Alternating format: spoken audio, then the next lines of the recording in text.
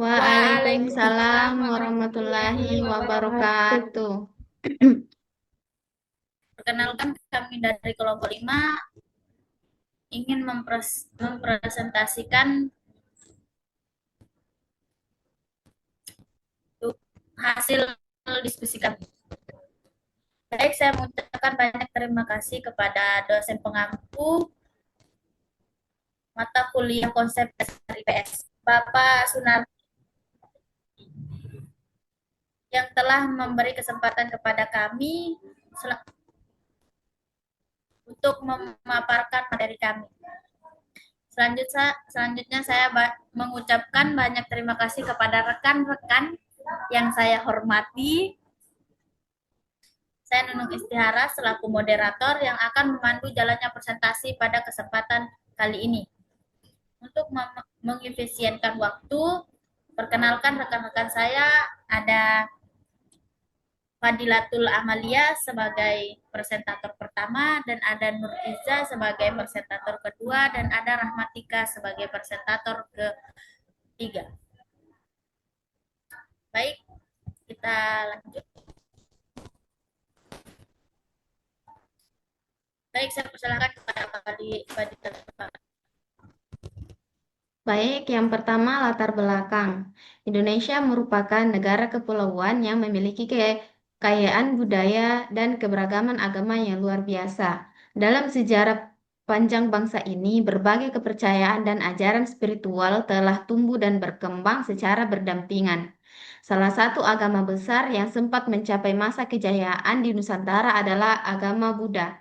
Agama ini tidak hanya berperan sebagai sistem kepercayaan, tetapi juga menjadi landasan peradaban yang berpengaruh pada berbagai aspek kehidupan masyarakat, termasuk dalam bidang sosial, politik, pendidikan, dan seni budaya. Masuknya ajaran Buddha ke wilayah Indonesia tidak terjadi secara tiba-tiba, melainkan melalui proses panjang yang melibatkan hubungan dagang, interaksi budaya, dan pertukaran ilmu pengetahuan dengan bangsa lain, khususnya India dan Tiongkok. Yang pertama, awal masuknya agama Buddha. Indonesia merupakan negara kepulauan yang memiliki kekayaan budaya dan keberagaman agama yang luar biasa. Dalam sejarah panjang bangsa ini, berbagai kepercayaan dan ajaran spiritual telah tumbuh dan berkembang secara berdampingan. Salah satu agama besar yang sempat mencapai masa kejayaan di Nusantara adalah agama Buddha. Agama ini tidak hanya berperan sebagai sistem kepercayaan, tetapi juga menjadi landasan peradaban yang berpengaruh pada berbagai aspek kehidupan masyarakat, termasuk dalam bidang sosial, politik, dan pendidikan, dan seni budaya. Masuknya ajaran Buddha ke wilayah Indonesia tidak terjadi secara tiba-tiba, melainkan melalui proses panjang yang melibatkan hubungan dagang, interaksi budaya, dan pertukaran ilmu pengetahuan dengan bangsa lain, khususnya India dan Tiongkok. Terima kasih. Baik, selanjutnya dari kedua yaitu Nurul Iza, padanya saya persilahkan. Baik, yang kedua itu kerajaan-kerajaan Buddha di Indonesia. Yang pertama itu Kerajaan Sriwijaya. Kerajaan Sriwijaya yang terletak di wilayah Sumatera menjadi pusat ajaran Buddha di Asia Tenggara. Dikenal sebagai kerajaan maritim, Sriwijaya memiliki kekuasaan yang luas dan menjalin hubungan dengan berbagai kerajaan di Asia melalui jalur perdagangan laut. Para biksu dan pelajar dari luar negeri datang ke Sriwijaya untuk belajar agama dan filsafat Buddha, menjadikannya sebagai pusat studi keagamaan yang berpengaruh. Prasasti-prasasti yang ditemukan membuktikan tingginya peradaban dan peran Sriwijaya dalam menyebarluaskan ajaran Buddha ke wilayah lain.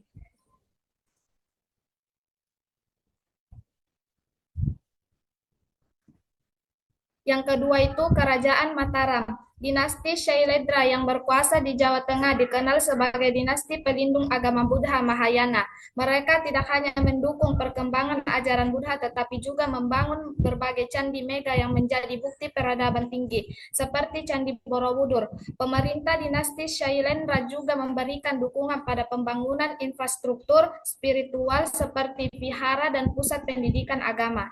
Baik, terima kasih.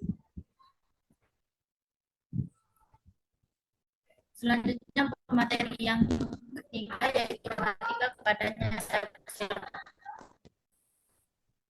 Baik, terima kasih atas kesempatannya. Ketiga, ajaran dan aliran Buddha di Indonesia. Agama Buddha di Indonesia dikenal dengan dua aliran besar, yaitu Theravada dan Mahayana. Theravada Theravada lebih berfokus pada ajaran asli Sang Buddha dan banyak dipraktikkan di zaman modern. Sedangkan Mahayana lebih fleksibel dan berkembang lebih dahulu di wilayah Nusantara. Kedua aliran ini memiliki pengaruh besar dalam pembentukan pola pikir masyarakat yang menjunjung tinggi kedamaian dan toleransi antarumat beragama.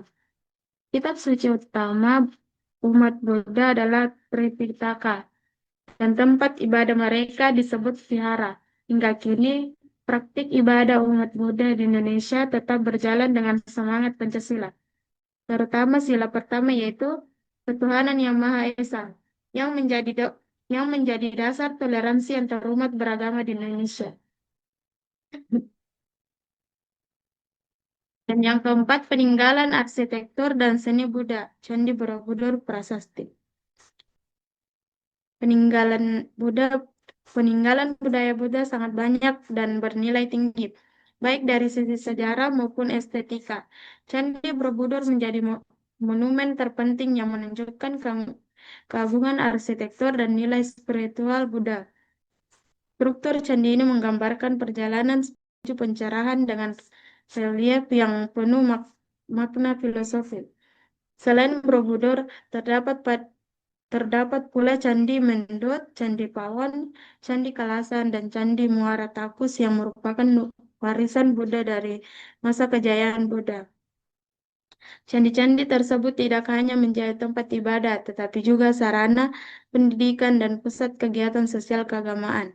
Masing-masing candi memiliki ciri khas tersendiri dalam segi arsitektur dan relief yang menggambarkan cerita-cerita Jataka serta nilai-nilai moral Buddha. Baik, terima kasih.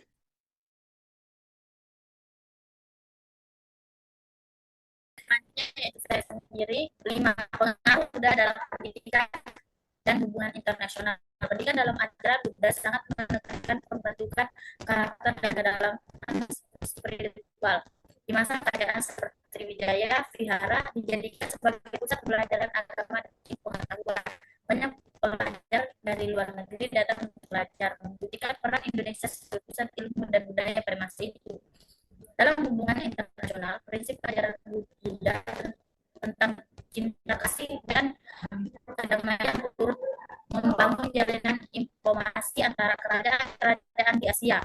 Isu Kecing Buddha juga berperan sebagai duta budaya yang memperkenalkan kearifan lokal ke dunia luar.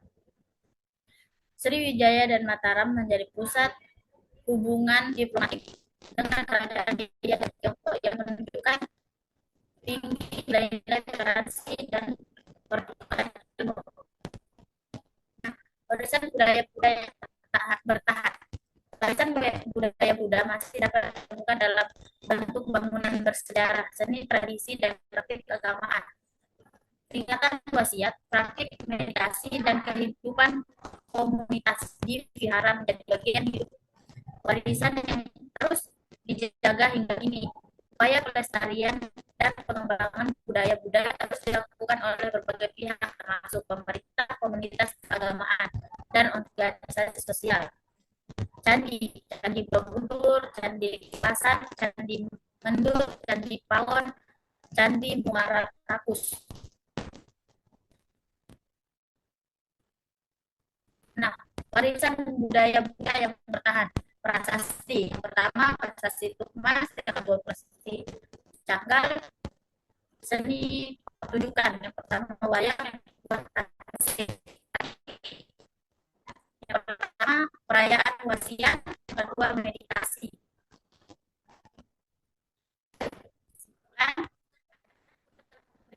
Kontribusi besar dalam membentuk peradaban Nusantara. Masuknya ajaran ini melalui jalur perdagangan dan interaksi budaya menjadikan agama Buddha menyatu dengan kehidupan masyarakat.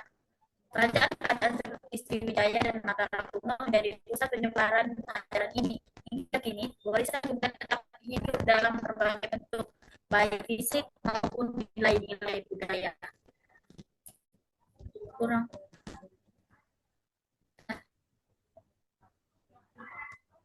Itulah pemaparan materi dari kelompok kami.